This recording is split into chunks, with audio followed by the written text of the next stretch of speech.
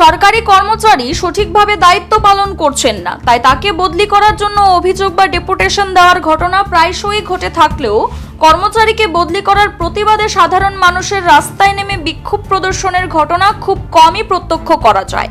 এমন দৃশ্য চোখে পড়ে না বললেই চলে, কিন্তু বহুদিন পর এমন দৃশ্য প্রত্যক্ষ করলেন রাজ্যবাসী। দীর্ঘদিন ধরে ধর্মনগর ডিডব্লিউএস দপ্তরের এসডিও হিসেবে দায়িত্ব পালন করছেন সোহেল আহমেদ। সম্প্রতি তার বদলির অর্ডার আসে। তার বদলির খবর প্রকাশ্যে আসতেই খুবই ফেটে পড়েন সাধারণ মানুষ। এমন দায়িত্বশীল এবং উন্নয়নকামী সরকারি কর্মচারীকে বদলি করা যাবে না, এই দাবিকে সামনে রেখে রাস্তায় নেমে বিক্ষোভ প্রদর্শন করলেন ধর্মনগরের একাংশ মানুষ। তাদের বক্তব্য, এসডিও সোহেল আহমেদের বদলির নির্দেশ বাতিল করতে হবে।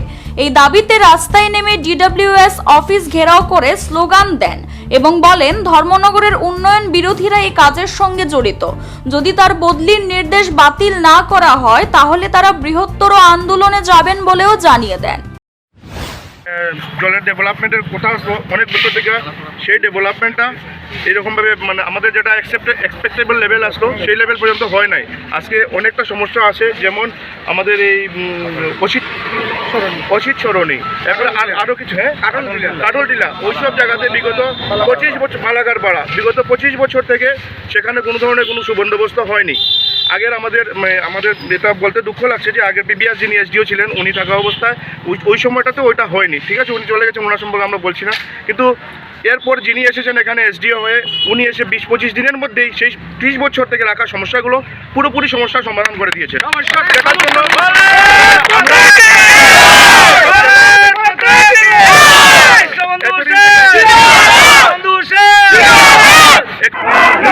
আগরতলায় দালালি করে কিছু দালাল ছেড়ে রাখো, তারপরে উন্নয়ন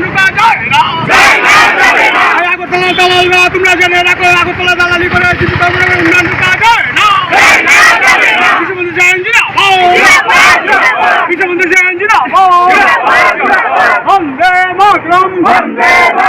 আমাদের রাষ্ট্রীয় অফিসার বদলি মানছি না।